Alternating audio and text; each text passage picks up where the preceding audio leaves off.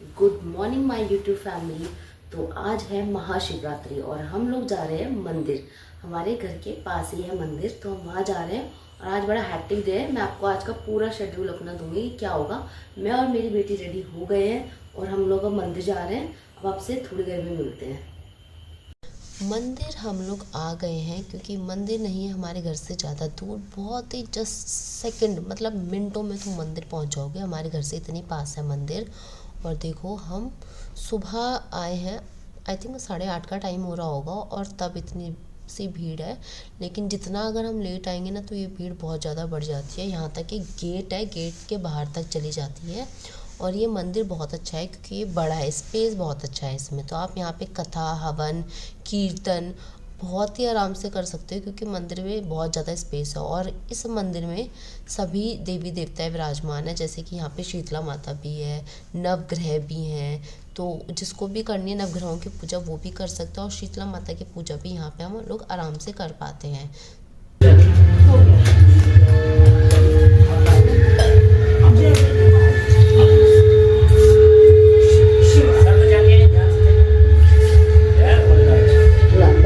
तो मंदिर से पूजा करने के बाद मैं आ गई थी घर। और घर पे आके मैंने कपड़े चेंज किए और फिर उसके बाद मैंने ये वाला सूट डाल लिया था क्योंकि आज है बहुत पजल डे। क्योंकि हमको शादी में भी जाना है शाम को, तो उसकी भी हमें प्रिपरेशन करनी है। और इसीलिए मैं सबसे पहले खाने पे ध्यान दे रही हूँ ताकि खाना बन जाएगा ना दिन का तो टेंशन मुक्त हो जाते हैं कि कुछ काम बाकी है, फिर तो सारे काम धीरे धीरे होते रहते हैं। इसलिए मैं खाने पे लग गई थी। और खाना बनाने के साथ साथ छोंकने के बाद मैं आ गई थी, मुझे कपड़े भी वॉश करने थे तो मैं इसलिए कपड़ों के पास भी आ गई। यहाँ पे रख दे, बेड पे रख दो, बेड पे।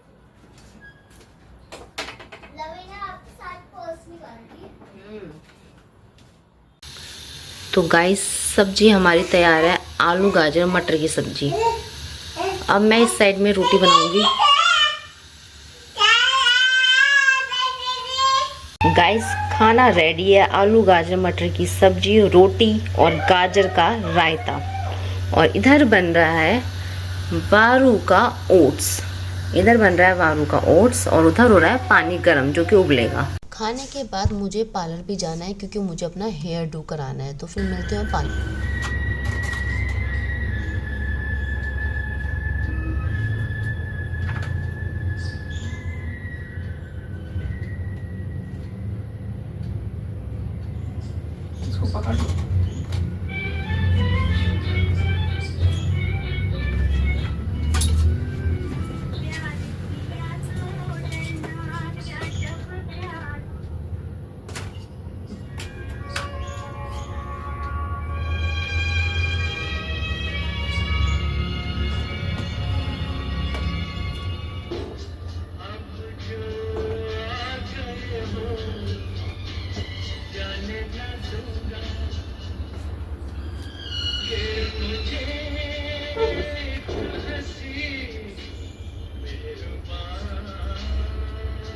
तो मेरा हेयर स्टाइल ऑलमोस्ट कंप्लीट ही था, बस डेकोरेशन का काम चल रहा था तो वो हो जाएगा। और साथ साथ मैं देखो कितना इंपॉर्टेंट काम कर रही हूँ क्योंकि ये हमेशा हम भूल जाते हैं या जल्दबाजी में करते हैं तो नेल पॉलिश पूरी तरीके से ख़राब हो जाती है हाथ की। तो मैं पार्लर में ही अपनी नेल पॉलिश लेके आई थी ताकि अगर मेरा हेयर स्टाइल बनेगा तो मैं उसी बीच अपने नेल्स पे नेल पॉलिश लगा लूँगी, जिससे कि वो ड्राई हो जाएगी और वो अच्छे से सूख जाएगी। तो फिर मेरे कपड़े वगैरह कुछ भी ख़राब नहीं होंगे और मेरा टाइम भी बच जाएगा। मेकअप तैयार हो गया, साड़ी कब हमारी दीदी आ गई हैं। दीदी को भी हमारे साथ ही जाना था, इसीलिए वो भी हमारे घर पर आ गई थी ताकि वो साथ में ही हमारे साथ चलें। और वो अपने घर से रेडी होकर ही आई थी ताकि उन्हें यहाँ पे टाइम ना लगे, इसलिए वो रेडी होकर आई थी। और आपको मेरा हेयर स्टाइल कैसा लगा प्लीज़ आप बताना क्योंकि पीछे से दिख रहा है। तो मैं भी अपना मेकअप डन कर रही थी, अपने आप को रेडी करने के बाद मुझे वारू को भी रेडी करना है तो इसलिए फिर मैं रेडी हो गई। उसके बाद मैंने वारू को रेडी किया और लवी भी रेडी हो चुकी है मेरी बेटी, वो अपने आप को बार बार देखने आती है। और पता है वारू की तबीयत बिल्कुल ठीक नहीं थी, उसको ना मतलब खांसी जुकाम थोड़ा हैवी वाला था। बट शादी में जाना ना बहुत ज़रूरी था यहाँ पे क्योंकि लास्ट शादी थी इनके घर की, तो हमें वहाँ पे भी जाना बहुत ज़रूरी था। तो मैंने वारू को तैयार कर दिया, उसके बाद मैंने इसको नीम का तेल लगाया। सबको ही नीम का तेल लगाया क्योंकि दूर का रास्ता था, नीम का तेल लगाना अच्छा होता है ना, तो बड़े बूढ़े घर पर कहते हैं, तो इसलिए हमने सबको नीम का तेल लगा दिया है। कैसे लग रहा है हम दोनों? वारू भी मैचिंग है, ये पापा के ट्विनिंग से और मैं किसी के ट्विनिंग से भी। हम लोग अब निकल रहे हैं अपने घर से और मिलते हैं सीधा शादी। और शादी में हम लोग पहुंच गए हैं और यहाँ पर ना बताइए क्या हो रहा था मेरे साथ। मैं वीडियो बिल्कुल रिकॉर्ड नहीं कर पा रही थी क्योंकि मुझे हो रही थी बहुत दिक्कत। एक तो मैंने लहंगा वेयर किया हुआ था और ऊपर से मेरी बेटी है ना, वो बिल्कुल गोदी में नहीं बैठ रही, इधर से उधर घूमे जा रही है। और आजकल ना बड़ा ही कांड चल रहा है बच्चों को लेकर, क्योंकि बच्चे चोरी हो रहे हैं। तो बच्चों पे ना फुल फोकस रखना पड़ता है कि बच्चे कहाँ जा रहे हैं। तो आप देख ही रहे हो कि मेरी वारू कैसे कैसे इधर उधर भाग रही है। मुझे उसके ना पीछे पीछे लगना पड़ रहा है। डीजे पे जा रही है तो डीजे पे, उसकी ना तबीयत खराब है पर डीजे पे तो उसे जरूर जाना है। तो मैं इतना कोई इन्जॉय नहीं कर पाई क्योंकि उसकी भी तबीयत ठीक नहीं थी। उसका